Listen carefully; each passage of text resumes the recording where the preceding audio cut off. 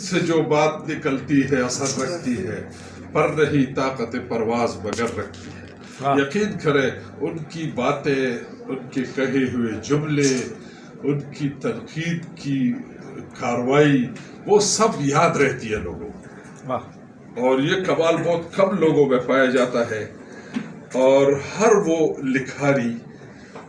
ہر وہ قلمکار، ہر وہ ادیب جن کے فن سے اس علاقے کی جہاں وہ رہتا ہے اس کی قومیت اور مقامیت کا ادراک نہ ملے، اس علاقے کی فصلوں کی اور پھولوں کی خوشبو نہ آئے، وہاں کے آبشاروں اور دریاؤں اور جانوروں اور پرندوں کی چہچہاہٹ نہ سنائی دے، تو وہ اس علاقے کا نمائندہ لکھاری نہیں ہے۔ نور الامین یوسفزئی کا کمال یہ ہے کہ ان کے افسانے پہ پہلے بات کریں گے۔ ان کے افسانے میں اگر ہم غور سے دیکھیں تو پلاٹ اور تھیم کی خوبیاں تو الگ، کہانی الگ، لیکن ان کی فنکاری، ان کی سیاسی بصیرت، ان کے سماجی شعور، ان کی منظر کشی، ان کی جزیات نگاری اور ان کی باریکات میں اگر ہم جائیں تو یقین کریں کہ آج کے زندہ افسانہ نگاروں میں ہمارے سب سے بڑے افسانہ نگار ہیں۔ اور یہ بات خالی میں نہیں کہوں گا، یہ ہمارے تمام نقاد انشاءاللہ یہی بات کہیں گے، اور وہ اس لیے کہ ان کے افسانوں میں، ان کے کام میں وہ خوبی، وہ کمال موجود ہے جس کمال کا میں نے تذکرہ کیا۔ اس کے ساتھ ساتھ امن، محبت، بھائی چارے، مزاحمت، انسان دوستی اور ترقی پسندی ان کے افسانے کی خاص چیزیں ہیں، اور افسانے میں انہوں نے کئی تجربے کیے اور بڑے کامیاب تجربے کیے، تو ان کا افسانہ تسلیم شدہ افسانہ ہے۔ اس کے علاوہ ان کا کردار نقاد کی حیثیت سے اگر ہم جانچیں تو انتہائی باریک بینی سے، لطیف زبان سے، مثالی ادراک کے ذریعے اور مختلف اصناف پر دسترس کے ذریعے انہوں نے جو کچھ لکھا اور جو تنقید کی، جو تجزیہ کیا، وہ ہمارے ادب کا بہت بڑا سرمایہ ہے۔ انہوں نے کبھی اپنا تھوکا نہیں چاٹا، شاید میں نے ناخوشگوار مثال دی، انہوں نے کبھی یو ٹرن نہیں لیا، یو ٹرن بھی بدنام ہو چکا ہے، تو کیا الفاظ وہ استعمال کیے۔ انہوں نے تنقید میں جو کچھ لکھا، یقین کریں وہ ٹرینڈ بن گیا۔ انہوں نے جو کچھ کہا، عموماً میں دوستوں سے کہتا ہوں کہ نور الامین صاحب جب بولے، اب موقع آ گیا ان کے سامنے میں نہیں کہتا کیونکہ پھر مغرور ہو جاتے ہیں، تو دوستوں سے میں کہتا ہوں کہ جب نور الامین صاحب بولے تو یہ چیزیں لکھا کریں۔ وہ جس فلو سے بولتے ہیں اور جس انداز سے بولتے ہیں، ان کا مطالعہ بہت گہرا ہے۔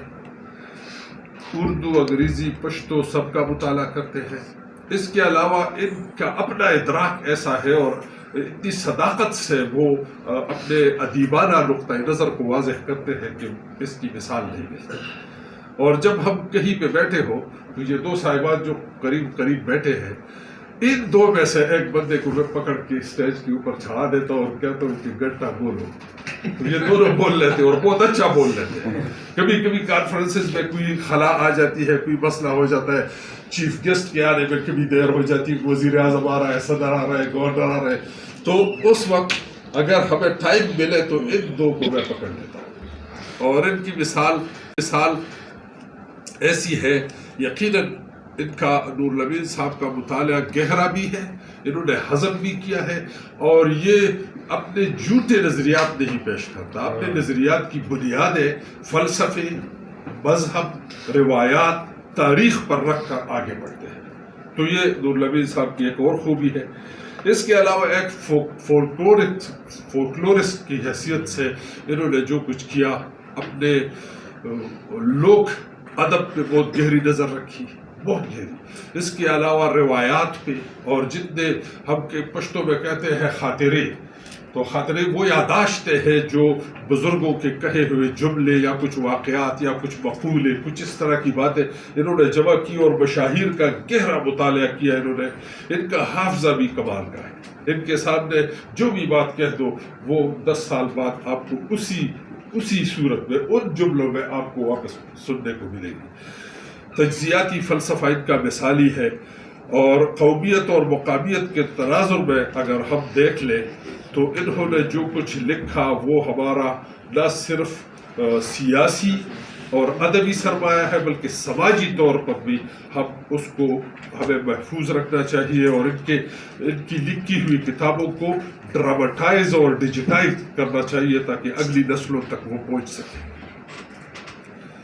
میں ایک اور دعوے سے ایک بات کہہ رہا ہوں، اور وہ یہ کہ پشتو کے جتنے ادیب زندہ جتنے ادیب ہیں ان سب میں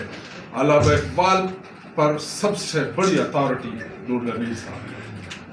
علامہ اقبال کے بارے میں ان کو اگلے مہینے علامہ اقبال پہ لیکچر رکھ لے اور ان کو بلائے۔